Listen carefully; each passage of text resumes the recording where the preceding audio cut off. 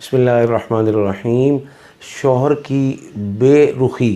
شوہر کی مار دھاڑ، شوہر کی بدتمیزی، شوہر کی گالم گلوچ، یہ ایسی چیز ہے کہ یہ کسی بھی عورت سے عموماً برداشت نہیں ہوتی۔ وہ چاہتی ہے، اور حقیقت میں ہونا چاہیے کہ شوہر محبت سے، اچھے رویے سے پیش آئے، کیونکہ اللہ نے قرآن پاک میں ارشاد فرمایا لیسکن الیہا۔ قرآن پاک میں شادی کا مقصد سکون ہے مرد کا اور سکون ہے عورت کا، اور قرآن پاک میں یہ بھی ارشاد فرمایا کہ یہ لباس ہے ایک دوسرے کا۔ تو ایک دوسرے کے عیوب پر پردہ ڈالنا اور ایک دوسرے کے ساتھ محبت سے پیش آنا اور ایک دوسرے کی شکل سکون کا باعث ہو، یہ اہم چیز ہے۔ اگر کسی شخص کو یہ جانچنا ہے کہ میری میرڈ لائف، میری ازدواجی زندگی اچھی ہے، خوبصورت ہے، عمدہ ہے اور مثالی ہے، کم از کم اس درجے میں مثالی ہے کہ ہماری چار دیواری میں کوئی ایشو نہیں ہے، تو وہ یہ دیکھ لے کہ میاں بیوی ایک دوسرے کی شکل دیکھ کے اور باپ بیٹے کی اور اولاد باپ کی شکل دیکھ کے اگر سکون، فرحت اور اپنائیت کا احساس محسوس کرتے ہیں تو سمجھ لیں کہ ہمارے معاملات درست جا رہے ہیں، اور اگر ایسا نہیں ہے تو پھر سمجھ لیں کہ ہمارے معاملات خرابی کی طرف چل پڑے ہیں۔ کب سے چل رہے ہیں یہ علیحدہ بات ہے، اور اگر یہ بات گالم گلوچ تک، تو تکار تک، یا منہ بنانے تک اور منہ بسورنے تک چلی گئی ہے، یا گھر سے نکل جانے تک پہنچ گئی ہے، یا گھر میں داخل ہونے کا دل ہی نہیں کرتا، تو پھر سمجھ لیں کہ یہ ایکسٹریم اور پیک لیول تک جا چکی ہے۔ اس کا کیا حل کیا جائے کہ شوہر بیوی سے اور بیوی اپنے شوہر سے مطمئن ہو، ایک بات، اور کیا ایسا کیا جائے کہ یہ شوہر بیچارہ جو رویہ غلط اختیار کر رہا ہے، اس سے جوان اولاد بھی بدتمیزی پر اتر آئی ہے ماں کے ساتھ، اس کو ملازمہ اور پاؤں کی جوتی سے زیادہ سمجھنے کے لیے تیار نہیں ہے، یا شوہر کے ساتھ بیوی ایسا رویہ اختیار کیے ہوئے ہے کہ اب اولاد اور خصوصاً بیٹیاں یہ سمجھتی ہیں کہ یہ ہمارا باپ نہیں ہے، ملازم ہے، اس کا کام ہے سارا دن گدھے کی طرح محنت کرنا، اور شام کو پیسے آئیں گے وہ اللے تللے ہم نے کرنے، ہمارا حق ہے، اس کا کوئی حق نہیں ہے۔ تو یہ دونوں طرف سے جو مسائل ہیں ان کا کیا حل ہو؟ اگر شوہر کو مسائل ہیں بیوی سے، تو اس کے پیچھے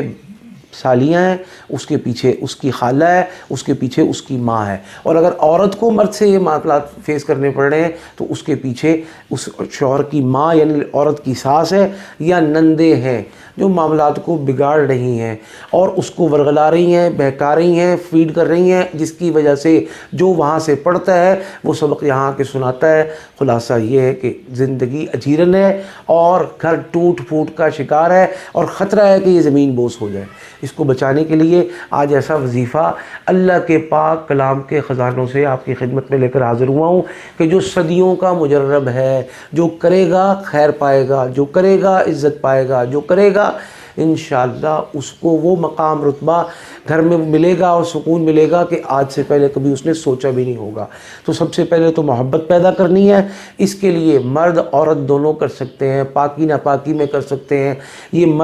مرد یا اس کے دیگر لوگ، بھائی، اس کی ماں یا دیگر لوگ بھی کریں، اور اسی طرح اگر یہ عورت کے ساتھ مسئلہ ہے تو عورت، اس کی اولاد یا اس کی ماں یا بہنیں، پیچھے جتنا بھی میکا ہے سب کو کرنے کی اجازت ہے، سب کریں، اور یہ پاکی ناپاکی دونوں میں ہو سکتا ہے۔ 3 دفعہ درود پاک شروع میں صلی اللہ علیہ وسلم، درمیان میں یحبونہم کحب اللہ، یہ پوری آیت نہیں ہے لہذا ناپاکی میں بھی پڑھی جا سکتی ہے، اس کا اہتمام کریں 500 مرتبہ، تصور میں دم کریں، اور اگر عورت خود کر رہی ہے تو دم کر کے کھانے پینے کی چیزوں پر کھلائے پلائے، ایک بات، اور جو پیچھے لوگ ہیں وہ صرف تصور میں دم کریں، جو یہ اپنے بہن بیٹی کے اپنے شوہر، اس کے شوہر کے ساتھ تعلقات چاہتے ہیں مثالی، وہ تصور میں رکھ کے دم کریں۔ دوسری بات، وہ جو اس کو فیڈنگ ہو رہی ہے، چاہے اپنی اس کی نندوں کی طرف سے، چاہے اس کی ساس کی طرف سے، یا اس مرد کو سامنا ہے اس کی سالیوں اور ساس کا یا دیگر خالہ پھوپھی وغیرہ کا جو گھر خراب کر رہے ہیں، نادان دوست ہیں، ان کے لیے صم بکم عمی فہم لا یرجعون، یہ خود بھی پڑھے، اس کا گھرانہ بھی پڑھے، یہ خود بھی پڑھے، اس عورت کا میکا بھی پڑھے، یہ مرد بھی پڑھے، اور مرد کے پیچھے اس کی بہنیں یا اس کے بھائی یا اس کے ماں یا دیگر جو لوگ اس کے ساتھ تعاون کرنا چاہیں سب پڑھ سکتے ہیں۔ یہ پڑھیں گے، اس کی تعداد کیا ہوگی؟ اس کی تعداد ہوگی 141 مرتبہ۔ اس کے ساتھ درود پاک نہیں پڑھنا، تصور میں یہ رکھنا ہے کہ جو فلاں کو ورغلا رہے ہیں، بہکا رہے ہیں، گھر خراب کر رہے ہیں، جس کی وجہ سے گھر میں آگ لگی ہوئی ہے اور خطرہ ہے یہ گھر ٹوٹ پھوٹ کے بعد اس آگ کی چنگاری سے بسم ہو جائے، اس سے بچ جائے، تو انشاءاللہ یہ عمل کریں گے